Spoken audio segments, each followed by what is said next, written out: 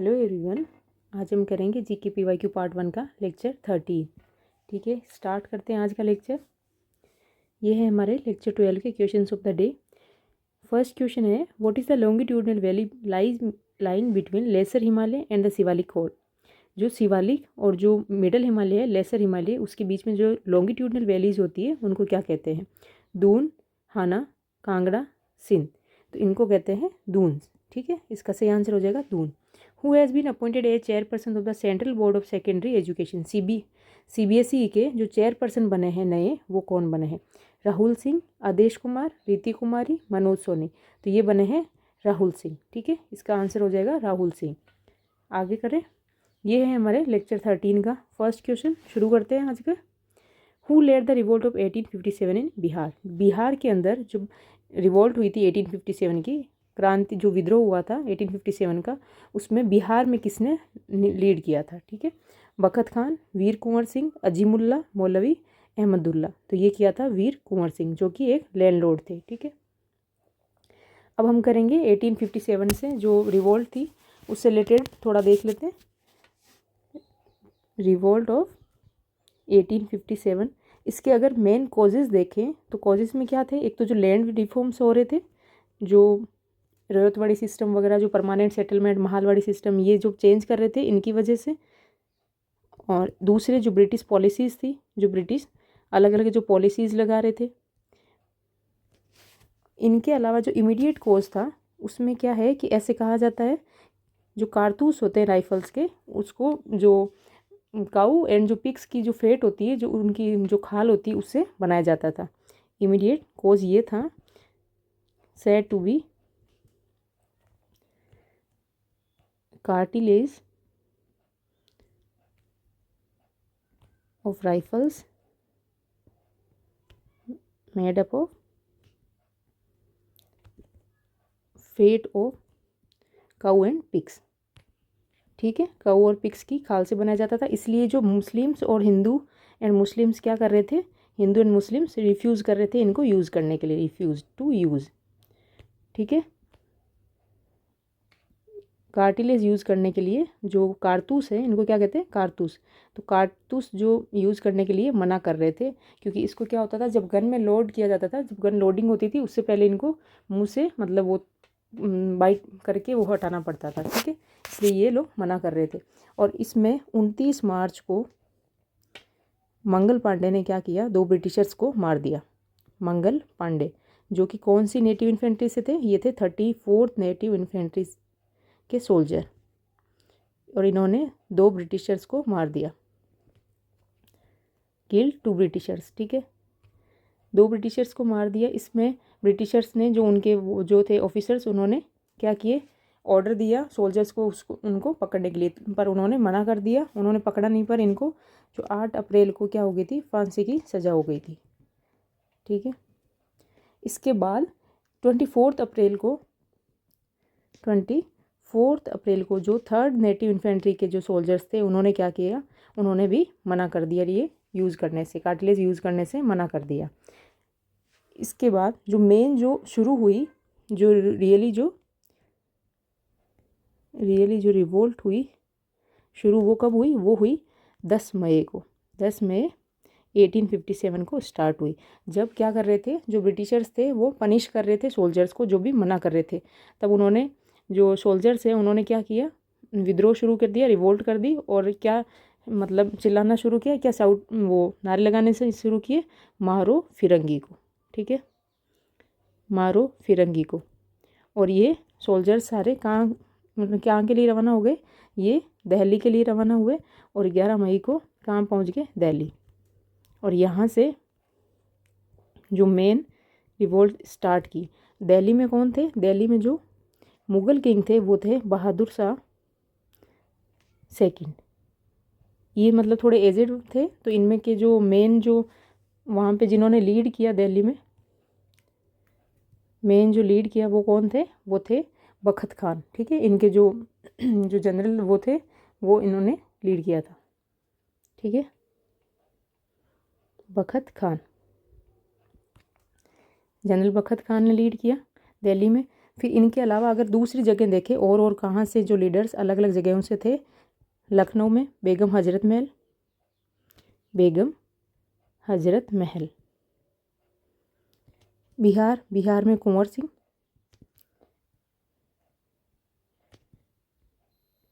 सिंह, और झांसी से हो गई रानी लक्ष्मीबाई। इनका ओरिजिनल नाम क्या था? मणिकर्णिका। ओरिजिनल नेम था इनका मणिकर्णिका। जिनको तांबे, इनको क्या कहते थे? मनु कहते थे। ठीक है, मनु। कानपुर से देखें तो कानपुर से कौन थे? कानपुर से थे नाना साहेब।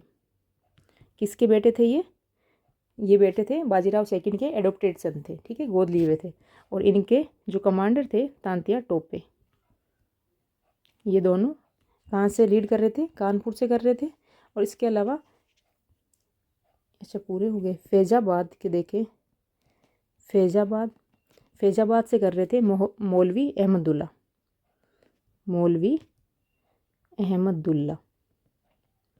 ठीक है, आगे इधर लिख देती हूँ। मौलवी अहमदुल्ला कर रहे थे। यूपी से देखें, यूपी से कर रहे थे शाहमल। ठीक है, यूपी से ये। और बरेली से देखें, बरेली से कर रहे थे खान बहादुर खान। ये मेन जो लीडर्स थे जो अलग अलग जगहों से जो 1857 की जो रिवोल्ट हुई थी उसको लीड कर रहे थे। और इसको जो 1857 जो रिवोल्ट थी उसको सप्रेस कहाँ पे किया गया? इसको ग्वालियर में 20 जून को 1858 इसको क्या किया? पूरी तरीके से सप्रेस्ड, मतलब पूरा उसका दमन कर दिया। ठीक है, फुली सप्रेस्ड पूरी तरह से।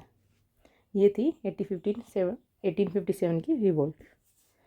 आगे बढ़े, नेक्स्ट क्वेश्चन है who has been appointed a chairman and managing director at Small Industries Development Bank of India, SIDBI. ठीक है, तो सिडबी के जो चेयरमैन एंड एमडी बने हैं वो कौन है?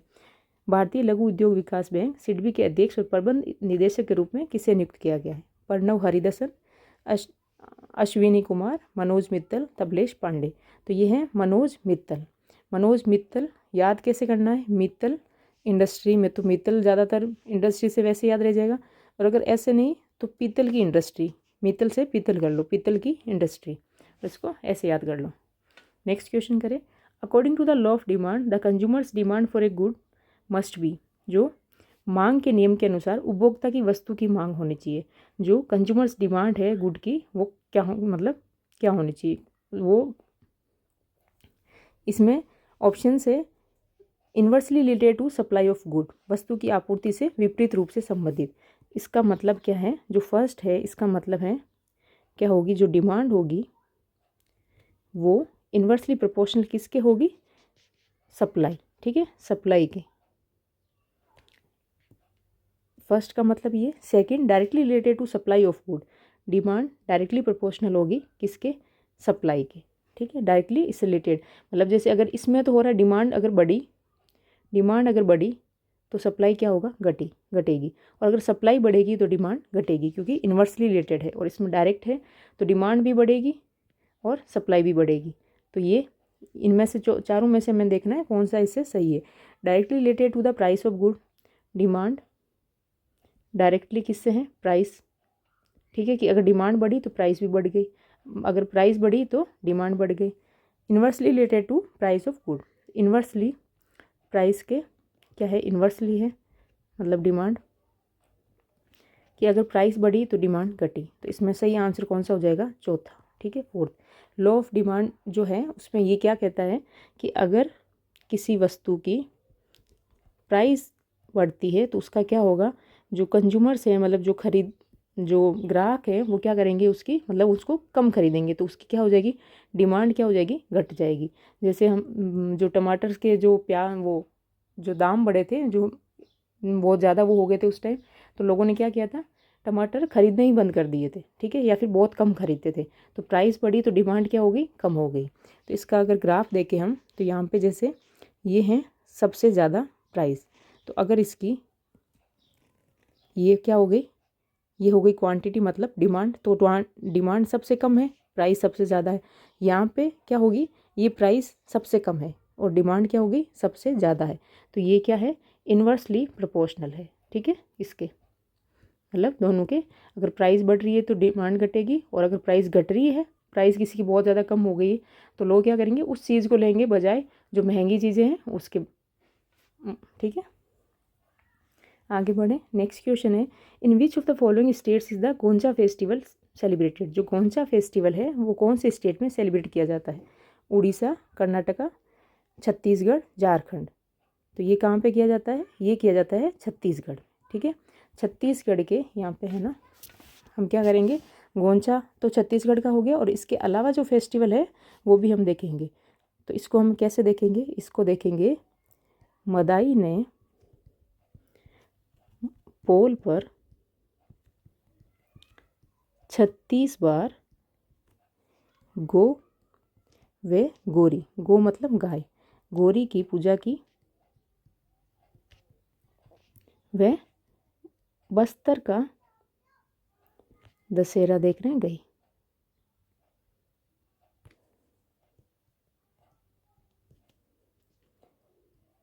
दशहरा देखने गई। जो मदाई है, मदाई नाम की कोई लड़की है, तो उसने क्या किया, पोल पर 36 बार पूजा की है, किसकी, गो और गोरी की। और फिर उसके बाद कहाँ गई है, वो गई है बस्तर का दशहरा देखने। ठीक है, इसको तो मदाई से हो गया मदाई फेस्टिवल, मदाई फेस्टिवल। ठीक है, ये कहाँ मनाया जाता है, बस्तर में, बस्तर में मनाया जाता है। पोल से हो गया पोला, पोला फेस्टिवल। इसमें क्या होता है, जो वर्शिप होती है किसकी, केटल्स की। ठीक है, worship of kettles, worship of kettles. और जो गाड़ी वगैरह उनकी, जो कार्ट वगैरह होती है उनकी। 36 से हो गया छत्तीसगढ़, क्योंकि ये फेस्टिवल किसके हैं, छत्तीसगढ़ के हैं, छत्तीसगढ़। गो से हो गया गोंचा, जो भी हमने देखा था गोंचा फेस्टिवल। गोरी से हो गया गौर गोरी, गौर गोरी पूजा। ठीक है, गौर गोरी पूजा, और ये दिवाली के जस्ट मतलब जो नेक्स्ट डे की जाती है। ठीक है, डे आफ्टर दिवाली। फिर पूजा की, फिर वे कहाँ गई, बस्तर का दशहरा देखने। तो इससे क्या हो जाएगा, बस्तर दशहरा, बस्तर दशहरा। ये सबसे वर्ल्ड का लॉन्गेस्ट जो है दशहरा है, लॉन्गेस्ट दशहरा ऑफ वर्ल्ड। ठीक है, कितने दिन मना जाता है, ये 75 डेज मनाया जाता है। कब से, अगस्त से लेके अक्टूबर तक चलता है ये, मतलब जो फिक्स डेट में उसमें 75 डेज चलता है, अगस्त में शुरू होता है तो कहीं अक्टूबर में जाके ख़त्म होता है। ठीक है, ये हैं छत्तीसगढ़ के फेस्टिवल्स। नेक्स्ट क्वेश्चन करें, the oceanic crust of the earth mainly consist of. जो ओशियनिक क्रस्ट है अर्थ की, वो किससे बनी होती है, iron and aluminium, silica and aluminium, silica and magnesium, magnesium and निकल। तो ये हैं सिलिका एंड मैग्नीशियम से बनी होती है। इसको क्या कहते हैं, सीमा, SI सिलिका का, और मैग्नीशियम का MA, तो ये हो गया सीमा। ठीक है, अर्थ का अगर कंपोजिशन देखें तो अर्थ में क्या है, 3 लेयर है, क्रस्ट, मेंटल और कोर। ठीक है, और हम क्या करेंगे, तीनों के बारे में देखेंगे। इसमें सबसे पहले जो ऊपरी जो होती है, जो आउटर मोस्ट जो लेयर होती है वो क्या है, क्रस्ट है। ठीक है, क्रस्ट के बाद में क्या आएगा, मेंटल आएगी, मेंटल के बाद जो आउटर कोर है, कोर का जो पार्ट है, और ये क्या है, इनर कोर है। ठीक है, और जो मेंटल और जो कोर को जो क्या करती है, सेपरेट करती है, उसको क्या कहेंगे, गुटनबर्ग डिसकंटिन्यूटी कहेंगे। जो मोहर डिसकंटिन्यूटी है वो किसको सेपरेट करेगी, वो क्रस्ट को और मेंटल को सेपरेट करेगी। ठीक है, और जो एस्थेनोस्फीयर होता है, ये क्या होता है, पार्शली मेल्टेड, मतलब सेमी मोल्टन फॉर्म में होता है। ये ना सॉलिड होता है पूरा, ना पूरा लिक्विड होता है। ठीक है, अब हम एक एक का इनका देख लेते हैं। क्रस्ट का देखें तो ये आउटर मोस्ट लेयर है, और इसमें जो इसकी थिकनेस होगी, थिकनेस कितनी है, 0 से 7, 1 सेकेंड यार, 5 से 70 किलोमीटर। ठीक है, ये इसकी थिकनेस होगी। और इसमें जो कॉन्टिनेंट्स होंगे वो किससे बने होते हैं, वो बने होते हैं ग्रेनाइट रॉक से। कॉन्टिनेंट्स ये क्या होंगे, ये थिक लेयर होंगी और किससे बने होंगे, ग्रेनाइट रॉक से बने होंगे, ग्रेनाइट रॉक्स। और इसमें जो ओशियनिक लेयर होंगे, ओशियनिक जो फ्लोर्स होंगे वो क्या होंगे, वो होंगे थिन और किससे बने होंगे, बसाल्टिक, बसाल्टिक रॉक से बने होंगे, ठीक है। और इसमें जो आउटर जो क्रस्ट होती है वो किससे बनी होती है, एल्यूमिना, सिलिका प्लस एल्यूमिना, तो इसको क्या कहेंगे, सियाल कहेंगे, ठीक है। सिलिका प्लस एल्यूमिनियम, एल्यूमिनियम से बनी होती है। और क्रस्ट का अगर कंपोजिशन देखें, क्रस्ट में सबसे ज़्यादा क्या होता है, क्रस्ट में सबसे ज़्यादा होता है ऑक्सीजन, कितना, 46.4%, ठीक है। इसके बाद देखें तो सिलिका होती है, सिलिका कितना होता है, 28% होता है। एल्यूमिनियम देखें तो एल्यूमिनियम होता है 8%। और मेटल में जो सबसे ज़्यादा क्या है, अबंडेंट जो मेटल है वो है एल्यूमिनियम। और इसके बाद जो सेकंड देखें अगर तो वो है आयरन, कितनी परसेंट, वो होता है 5%, ठीक है। फर्स्ट अबंडेंट मेटल, ठीक है। ये हो गया क्रस्ट का कंपोजिशन। इसके बाद अब हम देखें मेंटल का। मेंटल में ये किसके नीचे है, बिलो द क्रस्ट, क्रस्ट के नीचे।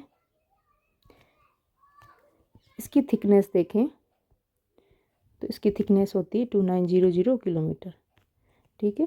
इसमें जो टॉप लेयर है, ऊपर की जो लेयर है वो क्या होगी, सॉलिड फॉर्म में होगी। और ये इसके दो पार्ट होते हैं, एक तो होता है जो अपर मेंटल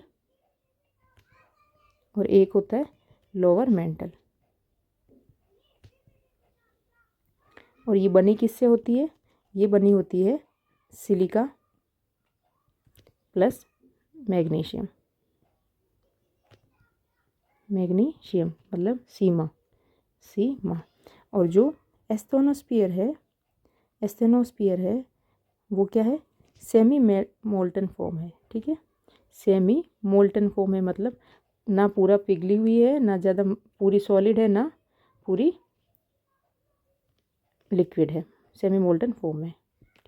कोर देखें अगर तो कोर में क्या है, कोर की जो ये किससे बनी होती है, ये बनी होती है निकल प्लस आयरन, इसको क्या कहेंगे, नीफे, नीफे, ठीक है। और इसमें भी आउटर कोर होती है, आउटर कोर और इनर कोर। तो जो इनर कोर है वो क्या है, सॉलिड फॉर्म में है, सॉलिड फॉर्म में है 2200 किलोमीटर तक। और जो इनर जो आउटर कोर है वो क्या है, ये है लिक्विड फॉर्म में, ठीक है।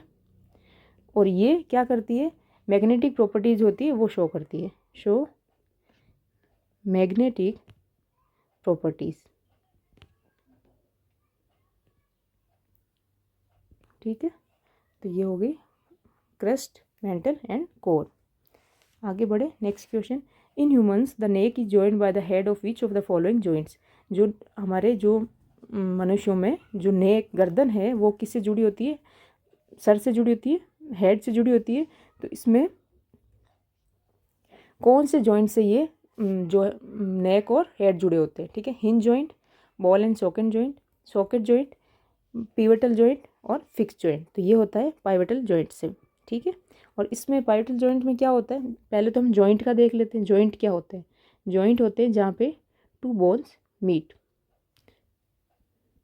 दो बोन्स मिलती है और ये क्या करती है, अलाउ करती है मूवमेंट को, ठीक है। सारे एक टाइप के हर जगह, मतलब सारे जॉइंट्स में सेम टाइप के मूवमेंट नहीं होते, इसलिए इनके अलग अलग नाम हैं। तो पाइवटल मूवमेंट में, इसमें पाइवटल जॉइंट में क्या होता है, इसमें डाउनवर्ड एंड फॉरवर्ड और राइट टू लेफ्ट मूवमेंट होता है, लेफ्ट मूवमेंट। इसमें क्या होगा, फुल रोटेशन पॉसिबल नहीं है, ठीक है, full rotation is not possible. ये हो गया पाइवटल जॉइंट। बाकी अगर जॉइंट्स देखें तो ये क्या हो गया, ये हमारा ये हो गया पाइवटल जॉइंट, ठीक है। इसमें पूरा रोटेशन पॉसिबल नहीं है। इसके अलावा हम देखेंगे जो हिंज, जो ये इलिप्सॉइड जॉइंट है, इसमें क्या होता है, इलिप्सॉइड में अप डाउन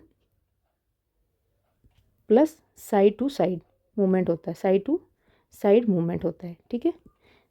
और ये कहाँ पे है, रिस्ट में, जैसे ये अप एंड ये ऊपर से नीचे होगा और साइड में इसका जो रोटेशन हो जाएगा, मतलब मूवमेंट हो जाएगा, सॉरी, ठीक है। ग्लाइडिंग जॉइंट देखें अगर, तो ग्लाइडिंग जॉइंट में क्या है, ये थोड़ा सा स्लाइड होता है, मतलब ये स्लाइड हो रही है, जो बोन्स होती है वो हल्की सी स्लाइड हो जाती है। Allow bones to slide a little, slide a little, ठीक है। इनको हल्का सा स्लाइड होने में वो करती है। तो ये कहाँ पे होते हैं, फीट का जो जॉइंट होता है वहाँ पे ग्लाइडिंग जॉइंट। अगर सैडल जॉइंट देखें तो सैडल जॉइंट में क्या है, बॉल एंड जो सॉरी सैडल है ये, बॉल एंड सॉकेट नहीं, बॉल एंड सॉकेट तो ये रहा। तो सैडल जॉइंट में क्या होता है, ये जो थंब वाला जो है जॉइंट, इसको दो प्लेन में मूवमेंट होने के लिए, मतलब ये अलाउ करता है, 2 प्लेन्स मूवमेंट, इसका 2 प्लेन में मूवमेंट होता है। और ये एक सिंगल है सैडल जॉइंट का, जो कहाँ पे होता है, थंब में होता है। हिंज जॉइंट है, हिंज जॉइंट में क्या होता है, जो फॉरवर्ड एंड बैकवर्ड जो एक ही प्लेन में मूवमेंट होता है। हिंज जॉइंट का मैं इधर लिख रही हूँ, movement in one plane,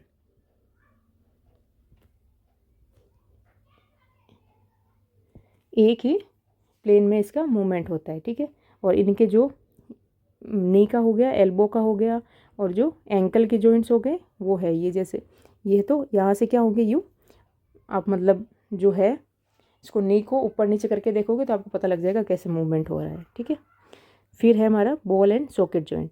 ball and socket joint में क्या होता है, जो एक ये वाली जो हड्डी है ये क्या करेगी, इसके अंदर हुक हो जाएगी, ठीक है।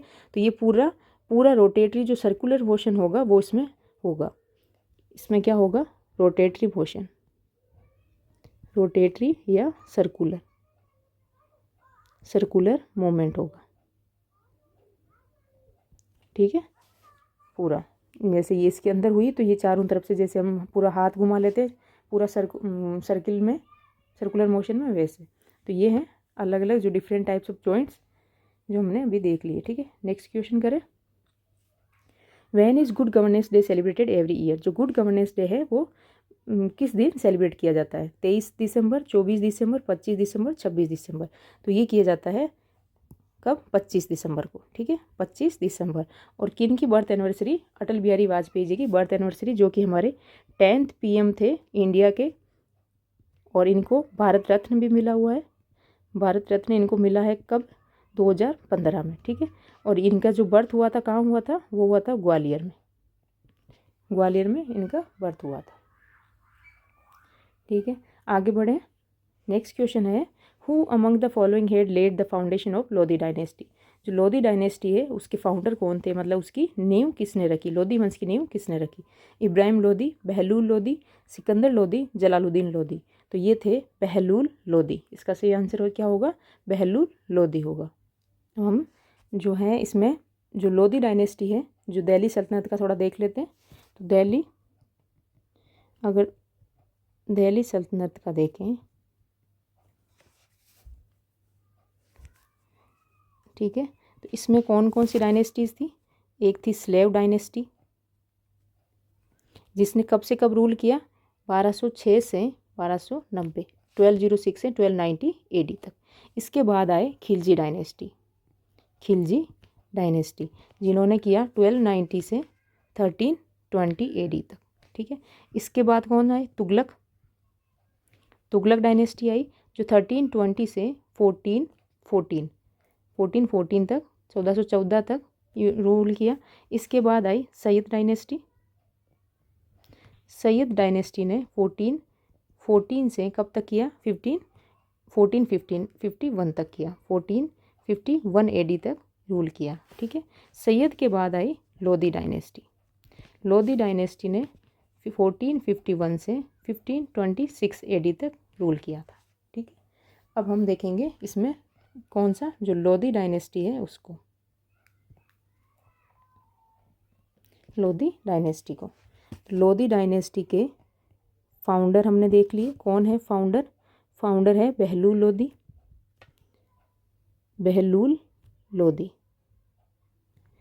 इनके बाद इनके बेटे सिकंदर लोदी आए, सिकंदर लोदी। और इनका रूल कब से कब तक चला? 1489 से 1517 AD तक इनका रूल चला। ठीक है। इन्होंने सबसे पहले क्या किया, दिल्ली की जो कैपिटल थी वो शिफ्ट कर दी। कहाँ से? दिल्ली से आगरा, क्योंकि इन्होंने क्या किया था, आगरा सिटी इन्होंने ही बनवाया था। ठीक है, फाउंडेड बाय हिम। आगरा किसने बनाया, किसने सिटी बसाई थी? ये बसाई थी सिकंदर लोदी ने। और ये क्वेश्चन आया हुआ है। ठीक है। इसके अलावा देखें तो इनको क्या था, इनको इंटरेस्ट था किसमें? एग्रीकल्चर में।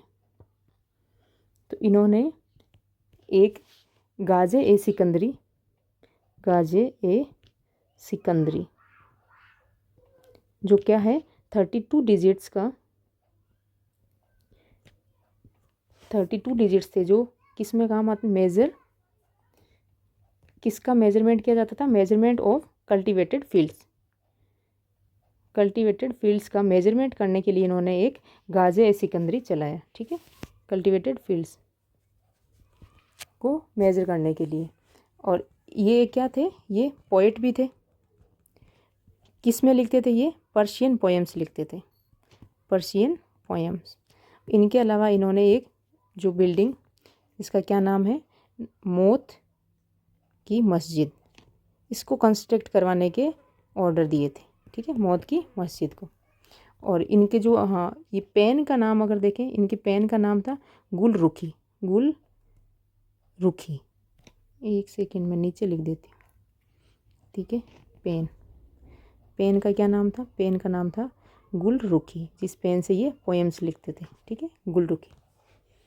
आगे देखें, ये किसके बेटे थे? सिकंदर लोदी थे, बहलूल खान, बहलूल लोदी के बेटे। अब इसके बाद आते हैं सिकंदर लोदी के बेटे इब्राहिम लोदी, इब्राहिम लोदी। और इनका 1517 से 1526 तक रूल रहा। ठीक है, इब्राहिम लोदी से जो ये क्या है, इनके टाइम में गवर्नर ऑफ, जो पंजाब के गवर्नर थे, कौन? दौलत खान।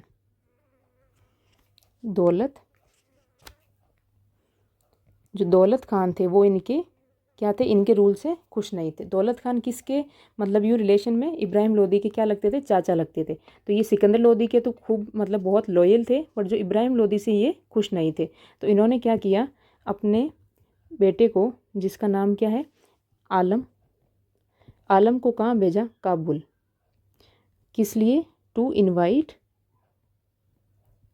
बाबर, बाबर को इनवाइट करने के लिए भेजा कि आओ और क्या करो, इसको यहाँ से ओवरथ्रो, मतलब निकाल फेंको, किसको? इब्राहिम लोदी को हरा दो। ठीक है, टू ओवरथ्रो इब्राहिम लोदी। बाबर को इनविटेशन दिया कि यहाँ आके इससे बैटल, मतलब इससे युद्ध करके इसको यहाँ से क्या करो कि बाहर फेंक दो, मतलब इसका रूल ख़त्म कर दो। तो दौलत खान ने क्या सोचा कि बाबर आएगा, इसको हराएगा और ये वापस चला जाएगा और मैं यहाँ पे क्या करूँगा? रूल करूँगा। बट बाबर आके उसने अपना ही रूल शुरू कर दिया और ये दौलत खान यूँ ही रह गया वापस।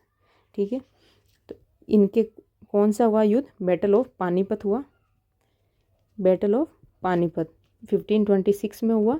और इसमें क्या हुआ, जो इब्राहिम लोदी थे वो मारे गए, किल्ड इब्राहिम, और बाबर जीत गया और अपना जो मुग़ल राज वो है, मुग़ल जो साम्राज्य वो शुरू किया। ठीक है, किल्ड इब्राहिम लोदी,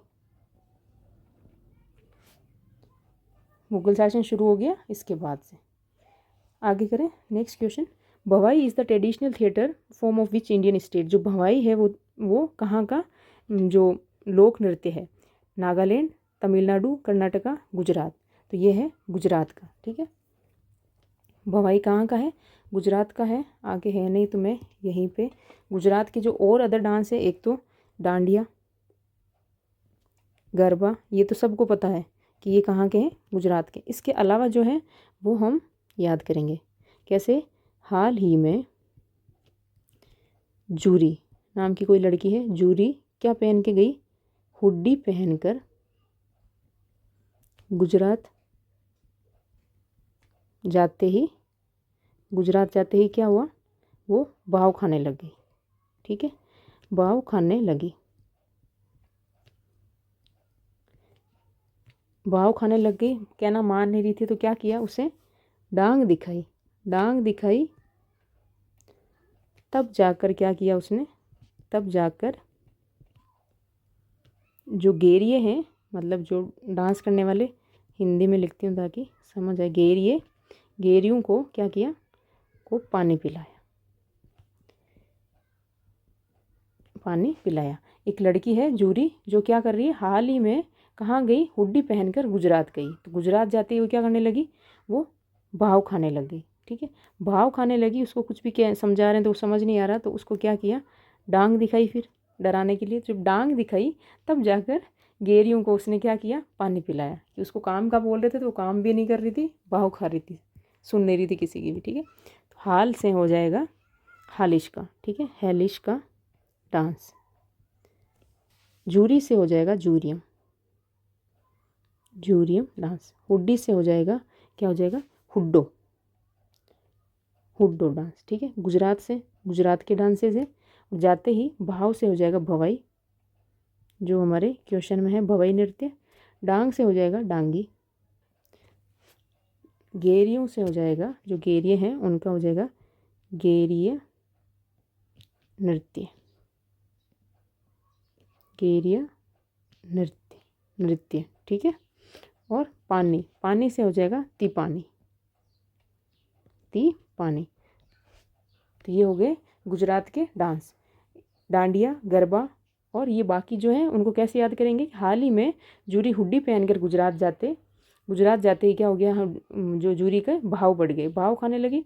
तो उसको क्या किया, कहना नहीं मान रही थी, काम नहीं कर रही थी, तो क्या किया, डांग दिखाई। डांग दिखाई तब जाकर गेरियों को उसने पानी पिलाया। तो हाल से हालिस, हेलिस्का, जूरी से जूरियम, हुड्डी से हुड्डो, गुजरात के गुजरात डांस, भाव से भवाई डांस हो गया, डांग से डांगी, गेरियों से गेरिया नृत्य और पानी से तिपानी। ठीक है, ये है गुजरात के डांस। नेक्स्ट क्वेश्चन है, which team won Vijay Hazare trophy 2023 to 4। जो 2023-24 की जो ट्रॉफी है, विजय हजारे ट्रॉफी, ये किससे रिलेटेड है, ये है क्रिकेट से रिलेटेड, क्रिकेट की ट्रॉफी है। और इसको विजय हजारे ट्रॉफी को क्या कहते हैं, रणजी वनडे ट्रॉफी। ठीक है, रणजी वनडे ट्रॉफी कहते हैं इसको। और ये किसने जीती है 2023-24 की, राजस्थान, तमिलनाडु, केरला, हरियाणा। तो ये जीती है हरियाणा ने। ठीक है, और जो रनर हैं वो कौन रहे हैं, जो राजस्थान रहे हैं रनर, और हरियाणा जीती है। और अगर 2022 की करें बात, तो वो जीती है सौराष्ट्र ने, सौराष्ट्र। ठीक है, सौराष्ट्र मतलब 100 राष्ट्रों का समूह, तो जीतना ही है। सौराष्ट्र ने 2022 की जीती है, अगर 2022 की पूछ ले। और अगर 2023-24 की पूछे तो ये किसने जीती है, ये जीती है हरियाणा ने।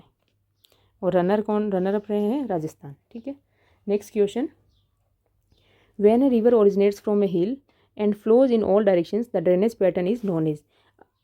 अगर कोई रिवर, जैसे कोई ये हिल है, यहाँ से ओरिजिनेट हो रही है और ये चारों तरफ बह रही है हर डायरेक्शन में, तो इसको क्या, इस पैटर्न को, जो ड्रेनेज पैटर्न है, इसको क्या कहेंगे, डेंड्रिटिक, सेंट्रीपिटल, ट्रेलिस, रेडियल। तो इसको कहेंगे रेडियल पैटर्न। ठीक है, और जो ड्रेनेज पैटर्न के जो अलग अलग और टाइप्स हैं वो हम देखते हैं। रेडियल हो गया ये, जैसे ये है हिल, यहाँ से निकल रही है, तो ये सारी डायरेक्शंस में क्या होगी, फ्लो होने लग जाएगी। तो ये flow in all directions, all directions. ठीक है, ये हमने देख लिया क्वेश्चन में। ये है ट्रेलिस। ट्रेलिस में क्या होता है, जो ट्रिब्यूटरीज होती है, ट्रिब्यूटरीज ज्वाइन, जो मेन रिवर होती है उसको ज्वाइन करती है किस पे, 90 डिग्री पे। ठीक है, main river eight 90 degree angle, ये है मेन रिवर। तो इसको जो ये ट्रिब्यूटरीज आ रही है, ये सारी 90 डिग्री पे इसको मीट कर रही है, मतलब इसको ज्वाइन कहाँ कर रही है, 90 डिग्री पे। ठीक है, मेन जो रिवर है उसको 90 डिग्री पे ज्वाइन करेगी। तो ये इस पैटर्न को क्या कहेंगे, इस पैटर्न को कहेंगे ट्रेलिस पैटर्न। डेंड्रिटिक पैटर्न में क्या होगा, जैसे जो कोई पेड़ की ब्रांच होती है पूरी फैली हुई, इधर से उधर जो शाखा होती है उसको फैले हुए, ये ऐसे पूरा पेड़ लग रहा है यहाँ से देखे तो ये हो जाएगा पूरा पेड़ की तरह। ठीक है, like a tree branch, flow कैसे करेगी, ट्री की ब्रांच की तरह। जो रेक्टेंगुलर है इसमें क्या होगा, इसमें 90 डिग्री पे फ्लो करती है। ठीक है, और इसके अलावा एक और है, वो है सेंट्रीपिटल सेंट्रीपिटल। तो सेंट्रीपिटल में क्या होगा, रिवर फ्लो हो रही है और ये आके कहाँ होगा, कोई लेक या फिर जो भी कोई डिप्रेशन वगैरह होगा उसमें आके पानी उसका इकट्ठा हो जाएगा। ठीक है, सेंट्रीपिटल में क्या होगा, draining their water into a lake, ठीक है, लेक या फिर डिप्रेशन, मतलब कोई ऐसी जगह जहाँ पे पानी इकट्ठा हो जाए। तो ये रिवर आई और इसमें पानी आके मिल गया। ये है डिफरेंट टाइप्स ऑफ पैटर्न, जो ड्रेनेज पैटर्न। नेक्स्ट क्वेश्चन करें, in an ecosystem vertical distribution of different species occupying different levels is called. एक मतलब जो इकोसिस्टम है इसमें क्या होता है, जो वर्टिकल डिस्ट्रीब्यूशन, अगर हॉरिजेंटल देखें तो हॉरिजेंटल होता है ऐसे, और जो खड़ा मतलब जो वर्टिकल डिस्ट्रीब्यूशन है डिफरेंट स्पीसीज़ का, अलग अलग स्पीसीज़ का, उसको अलग अलग लेवल पे जो है उसको क्या कहेंगे।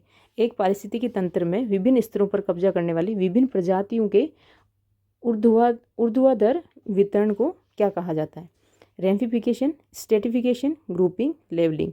तो ये होता है स्ट्रेटिफिकेशन, स्तरीकरण, पता नहीं जो भी, स्ट्रेटिफिकेशन। ठीक है, इसमें अगर हम देखें तो स्ट्रेटिफिकेशन में क्या है, जैसे सबसे पहले जो डेजर्ट की जो शेप से कोई ना के बराबर जो यूँ होते हैं, फिर छोटे छोटे एकदम जो छोटी छोटी ग्रास है, उसके बाद थोड़ी बड़ी ग्रास, फिर थोड़े और बड़े यूँ जो झाड़ियाँ टाइप की आती है वो, फिर ये बड़े वाले हल्के से जो बड़े पेड़ हैं, इसके बाद ये और बड़े पेड़ आ गए, फिर देखें तो ये और इससे बड़े पेड़, फिर और ये जो कैनोपी वगैरह ये आ गए। तो जो वर्टिकल डिस्ट्रीब्यूशन चल रहा है ये ऊपर से, तो इसको जो हाइट के अकॉर्डिंग क्या है, ये डिस्ट्रीब्यूशन अकॉर्डिंग टू हाइट, ठीक है, उसको क्या कहेंगे, स्ट्रेटिफिकेशन। इसको क्या कहेंगे, स्ट्रेटिफिकेशन। ठीक है, इसमें यूँ हो जाएगा, सबसे पहले टॉप ट्रीज आ गए, ठीक है, फिर शर्ब्स आ गई,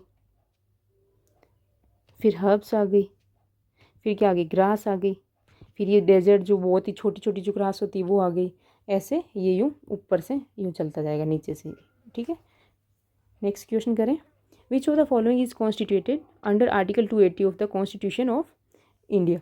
जो आर्टिकल 280 में है, जो कॉन्स्टिट्यूशन के आर्टिकल 280 में क्या दिया गया है, ठीक है, मतलब संविधान के अनुच्छेद 280 के तहत गठित किया जाता है किसको, advocate general, national commission for women, finance commission, central vigilance commission. तो ये है किसको किया जाता है, वित्त आयोग, फाइनेंस कमीशन को। ठीक है, और सेंट्रल विजिलेंस ये हमने देखा है कि इसके चेयरमैन कौन है, प्रवीण कुमार श्रीवास्तव है।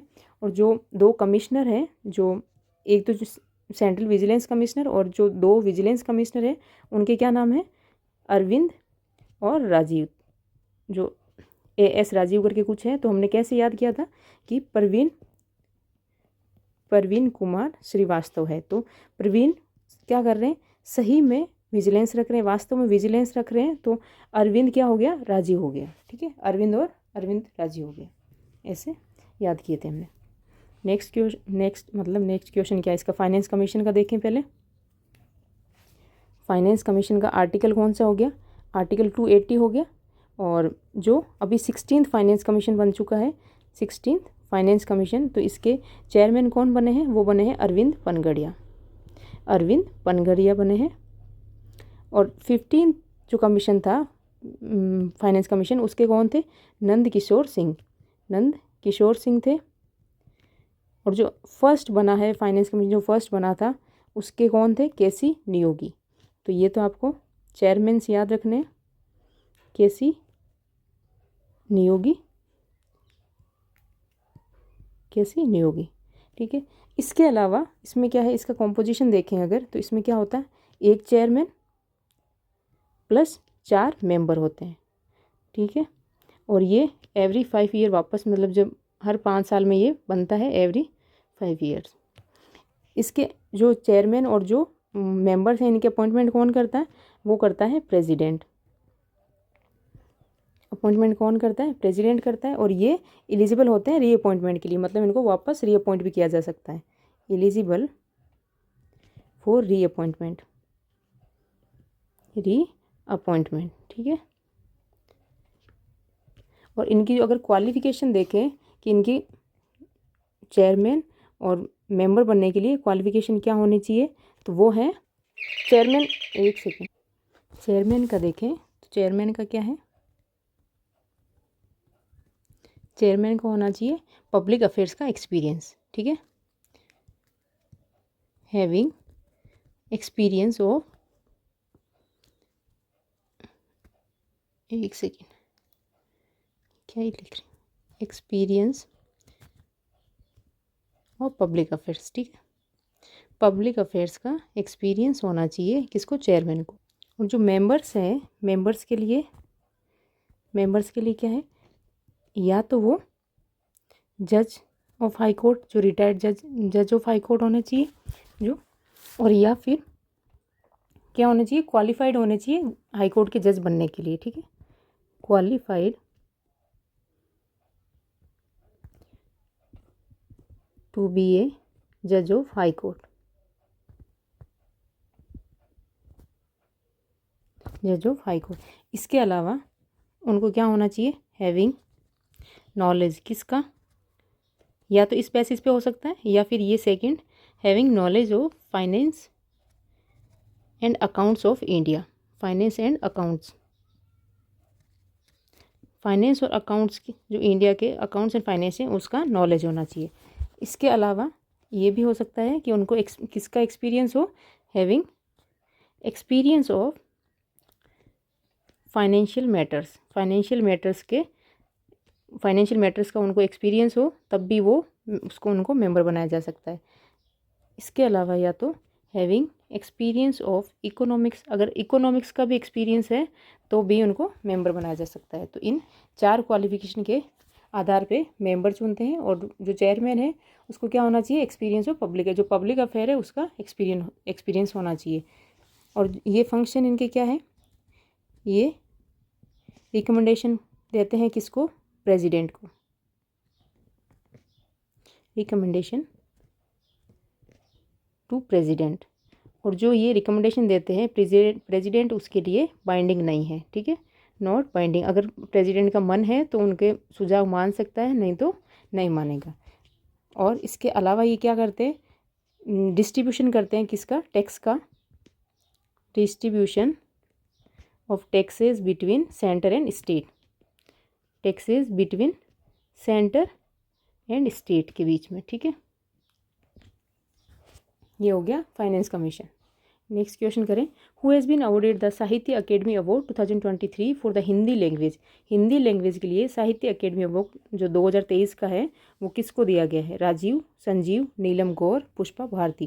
तो ये दिया है संजीव को। और किसके लिए, कौन सा नॉवल है, नॉवल है मुझे पहचानो, ठीक है, मुझे पहचानो। नीलम गौर को किसके लिए दिया है, इंग्लिश लैंग्वेज के लिए दिया है।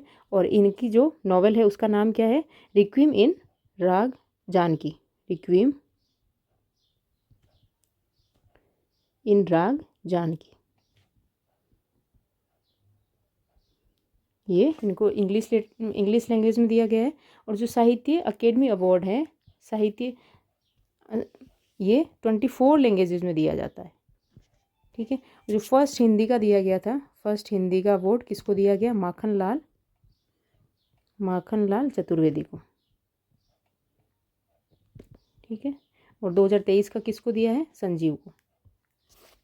Next question, which of the following music instruments are solid instruments, इनमें से जो म्यूजिक इंस्ट्रूमेंट हैं अलग अलग टाइप के, उनमें से कौन से सॉलिड इंस्ट्रूमेंट्स होते हैं, गण वाद्य, अवनद वाद्य, तत्वाद्य, सुशिर वाद्य। तो ये कौन से हैं, ये हैं घन वाद्य, ठीक है। इनका सही आंसर क्या हो जाएगा, घन वाद्य। तो घन वाद्य में क्या होता है, ये वाइब्रेट करते हैं जब इनको पीटते हैं, मतलब इनको जब मारते हैं तो ये इनमें क्या होती है, वाइब्रेशन होती है और उससे ही साउंड प्रोड्यूस होती है। जैसे कि घाटम, मंजीरा, जो मंजीरा वगैरह है उनको क्या करते हैं, उनको आपस में पीटते हैं, उन पे मारते हैं तो उनमें से साउंड निकलती है जब वो वाइब्रेट करते हैं, ठीक है। अवनद वाद्य का देखें अगर, अवनद वाद्य में क्या होता है, इनमें साउंड कब प्रोड्यूस होती है कि जो मेटल है उस पर क्या है, एनिमल मेम्ब्रेन होती है, जो एनिमल स्किन की जो एक मेम्ब्रेन होती है ऊपर, ठीक है, उससे जब स्ट्रेच करते हैं, उस पर जब मारते हैं तो उससे साउंड प्रोड्यूस होती है। जैसे क्या हो गए, तबला, और तबला का डमरू। तो इनमें क्या होता है, एनिमल स्किन जो होती है उसके ऊपर, जो मेटल के ऊपर पूरी वो परत से चढ़ाई होती है, ठीक है। तत् वाद्य यंत्र, अगर तत् में देखें तो इनमें क्या होती है, स्ट्रिंग्स होती है। तो ये जब स्ट्रिंग्स की वजह से इनमें साउंड प्रोड्यूस होती है, स्ट्रिंग्ड इंस्ट्रूमेंट। इसमें क्या क्या हो जाएंगे, गिटार, गिटार के अलावा वायलिन, पियानो, ये सब क्या है, ये है तत्वाद्य। अगर सुशिर वाद्य यंत्र देखें, सुशिर वाद्य यंत्र, सुशिर वाद्य यंत्र, तो सुशिर में क्या होगा, फूंक देने से, मतलब साउंड किससे प्रोड्यूस होगी, एयर देने से, ठीक है।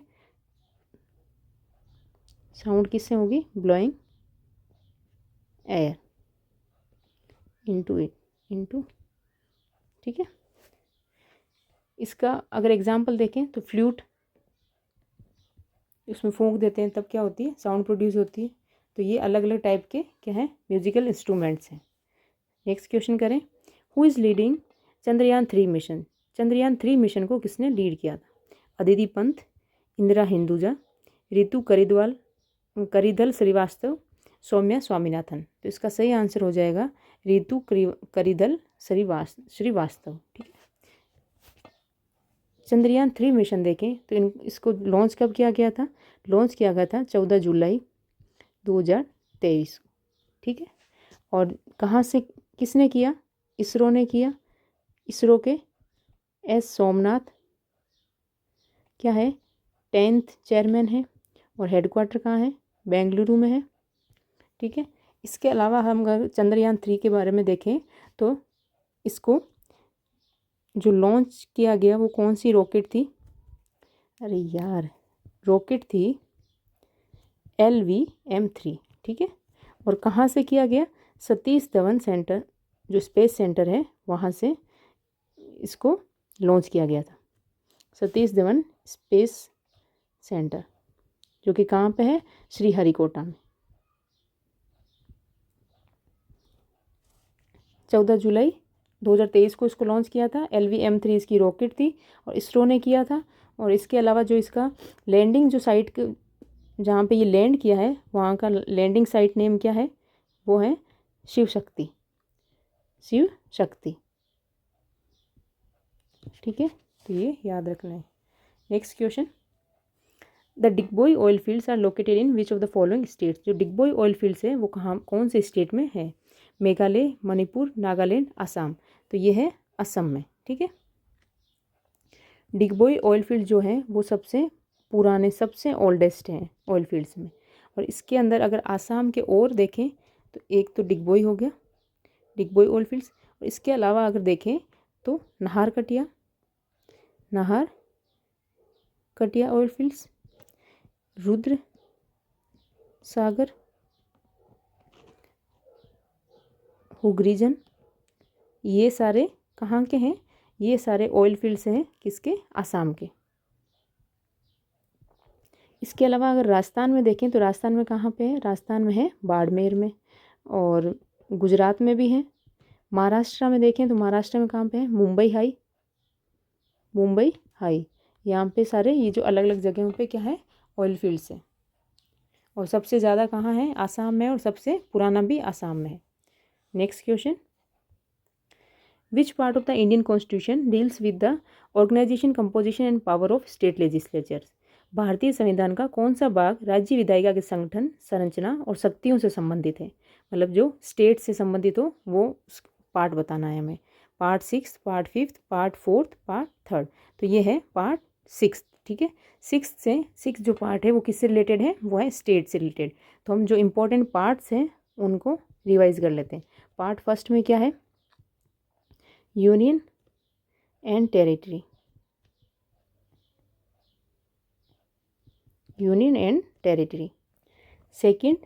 सेकंड में है सिटीजनशिप, थर्ड में है फंडामेंटल राइट्स। फोर्थ देखें तो वो DPSP। फोर्थ ए देखें तो फोर्थ ए में क्या है, फंडामेंटल ड्यूटीज़, जो कि 42nd अमेंडमेंट से 1976 से ऐड की गई थी। ठीक है, 4th ए हो गया। फिफ्थ में हो गया यूनियन या सेंटर कह लो। 6th में हो गया, पार्ट 6 में हो गया स्टेट। 8th में हो गए यूटीज़, यूनियन टेरिटरीज। ठीक है, इसके अलावा 9th में हो गए पंचायत। 9th ए में क्या होगी, म्यूनिसिपैलिटीज़ होगी। 9B में हो गई कोऑपरेटिव सोसाइटीज़।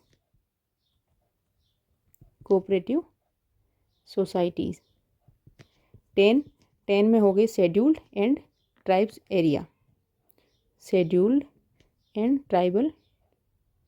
एरियाज़। 11th में हो गए relation between centre and state के बीच में जो रिलेशन है, जो क्या है, जो लिस्ट होती है, सेंट्रल लिस्ट, स्टेट लिस्ट, जो कॉन्करेंट लिस्ट, वो किस में है, पार्ट 11 में है। पार्ट अगर 12 में देखें तो 12 में क्या है, फाइनेंस एंड प्रॉपर्टी से रिलेटेड है। 13 में देखें तो ट्रेड एंड कॉमर्स से रिलेटेड। 15 देखें, 15 किस है, इलेक्शन। 17th है ऑफिशियल लैंग्वेज। 18 है इमरजेंसी प्रोविजंस। 20 देखें तो वो है अमेंडमेंट। ये हैं हमारे मेन पार्ट। ठीक है, पार्ट 1 का देखें तो union and territory. 2 citizenship. 3rd में है फंडामेंटल राइट्स। 4th में है DPSP। 4th ए में है फंडामेंटल ड्यूटीज़, जो कि 42nd अमेंडमेंट 1976 से ऐड की गई थी। 5th में है यूनियन। 6th में है स्टेट। 8th में है यूटीज़। 9th में पंचायत। 9A में है म्यूनिसिपैलिटीज़। 9B में कोऑपरेटिव सोसाइटी। 10th में scheduled and tribal areas. 11th में relation between centre and state. 12 में है फाइनेंस एंड प्रॉपर्टी। 13 में ट्रेड एंड कॉमर्स। 15 में इलेक्शन। 17 में ऑफिशियल लैंग्वेज। 18 में इमरजेंसी और 20th में अमेंडमेंट। तो ये याद रखने हैं सारे। ठीक है, पार्ट्स पूछे जाते हैं। नेक्स्ट क्वेश्चन है, Annapurna Devi who was awarded the Padma Bhushan was a famous player of which of the following instrument. जो अन्नपूर्णा देवी है उनको पद्म भूषण भी मिला हुआ है, तो ये कौन सी जो इंस्ट्रूमेंट है उसकी प्लेयर है। संतूर, सुरबहार, सरोद, वीणा। तो ये है सुरबहार की। अन्नपूर्णा, तो अन्न की क्या आ गई, बाहर आ गई। तो इनको कैसे याद रखना है, अन्नपूर्णा देवी, अन्न की बाहर आ गई। और इसके अलावा एक और भी है, उस्ताद इमरात खान। ये भी किसके हैं, सुरबहार के हैं। तो अमृत और अन्न की क्या आई है, बाहर आई है। इसको इमरात की जगह क्या करना है, अमृत याद करना है। अमृत और अन्न की क्या आ गई, बाहर आ गई। ठीक है, जो अन्नपूर्णा देवी है, इन्होंने जो क्लासिकल म्यूजिक जो ट्रेनिंग ली थी, वो किसके अंडर में ली थी, अपने फादर उस्ताद बाबा अलाउद्दीन खान के अंडर में इन्होंने जो क्लासिकल म्यूजिक सीखा है। और इन्होंने एक जो घराना जो इस्टेब्लिश किया था, उसका क्या नाम है, मेहर सेनिया घराना। ये इन्होंने इसकी जो मेहर सेनिया घराना है, इसकी फाउंडर है अन्नपूर्णा देवी। ठीक है, next question, A ball पजेज 3000 units of momentum, what would be the balls new momentum if its velocity was double. कि इसमें क्या दिया है कि 3000 यूनिट दी है मोमेंटम, अगर उसमें बॉल की वेलोसिटी क्या कीजिए, डबल कर दी जाए, तो नया मोमेंटम कितना होगा। तो मोमेंटम क्या होता है, P = mv। m है यहाँ पे मास, v है यहाँ पे वेलोसिटी। ठीक है, P = mv।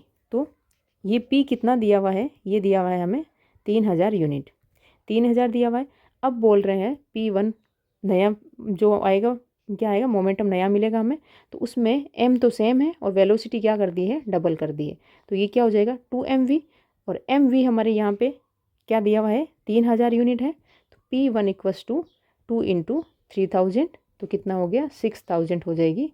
6000 यूनिट जो नया हमें मोमेंटम मिलेगा, वो कितना मिलेगा, 6000 यूनिट मिल जाएगा। ठीक है, नेक्स्ट क्वेश्चन करें। क्वेश्चंस होते हैं आज की कंप्लीट। अब ये हैं क्वेश्चंस ऑफ द डे, जिनके आपको आंसर कमेंट करने हैं और मैं इनके आंसर क्या करूँगी, नेक्स्ट लेक्चर में इनके आंसर दूँगी।